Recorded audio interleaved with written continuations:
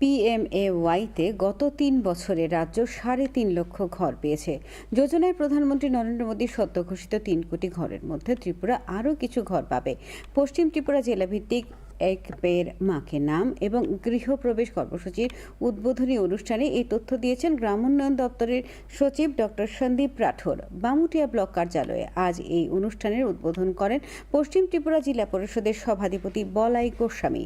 এখানে আবাস যোজনার অ্যাপ্লিকেশনেরও সূচনা হয়। উদ্বোধকের ভাষণে বলাই গোস্বামী উন্নয়নমূলক কাজে স্বচ্ছতা বজায় রাখার উপর আলোকপাত করেন।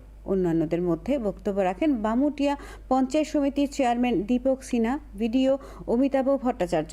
মঞ্চে উপস্থিত ছিলেন পশ্চিম ত্রিপুরা জেলাশাসক ডাক্তার বিশাল কুমার সহ অন্য আধিকারিকেরা। শেষে অতিথিবৃন্দ ব্লক প্রাঙ্গণে গাছের চারা রোপণ করেন এবং ব্লক এলাকায় একাধিক গৃহপ্রবেশও অংশ নেন।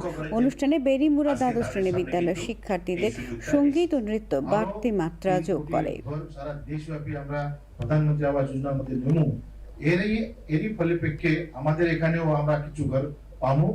এটা আরো একটা ভালো সুযোগ আমার কাছে রয়েছে, এটা আমি মনে করি, যেতে রুরাল ডেভেলপমেন্ট ডিপার্টমেন্ট থেকে আমরা গত 3 বছরের মধ্যে প্রায় 3.5 লক্ষ ঘর পেয়েছি।